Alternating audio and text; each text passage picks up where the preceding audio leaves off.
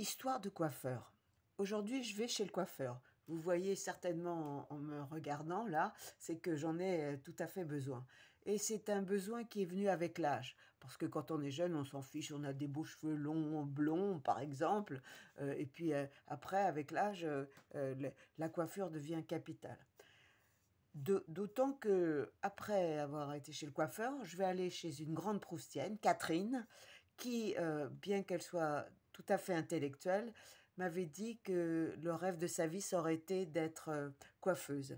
D'ailleurs, c'est comme moi, si j'avais pas été dans une famille qui faisait des études, pharmacie en l'occurrence, malheureusement, eh bien, j'aurais aimé être serveuse dans un restaurant. Donc, chacun suit sa voie selon son origine. Mais là, je vais vous parler de la coiffure et de l'importance du coiffeur.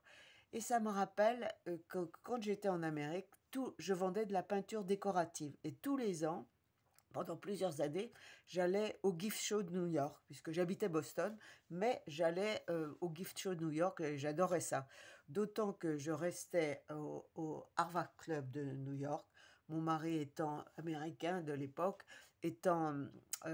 ayant fait Harvard Law School, il était membre du Harvard Club. Et c'était vraiment merveilleux. Et d'autant que je rencontrais d'autres exposants au Gift Show, des Français, et je me souviens d'avoir fait un grand dîner, payé sur la note du Harvard Club de mon mari, des Français, dont un qui m'avait fait rire parce que comme le dîner était vraiment délicieux, il disait: «Oh, ce que c'est, ce Harvard Club, ça vaut vraiment le coup d'être intelligent». Et à ce gift show, j'avais rencontré aussi une fille vraiment, une Française d'origine, mais tout à fait farfelue, et qui est très bête, mais intéressante, je trouvais. Elle était, par exemple, elle était tout à fait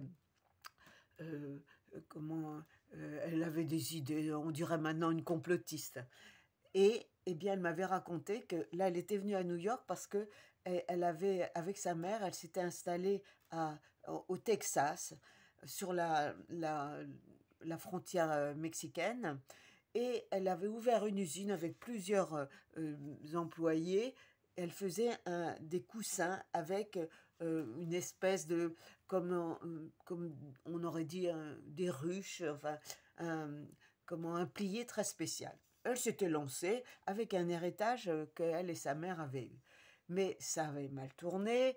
Finalement, ils ont dû vendre ça, partir de Brownsville, et elle avait fini avec sa mère, seule blanche à Harlem, dans un quartier horrible, mais où elle se plaisait assez, et où elle montait des petites pièces une par une, ça leur rapportait 5 centimes par pièce. Alors, donc, elle n'avait pas un radis, elle mangeait presque plus rien, mais toujours joyeuse. Et surtout, sa mère, malgré le peu de moyens qu'elles avaient, puisqu'elles vivaient ensemble, allait toutes les semaines chez le coiffeur. À bientôt!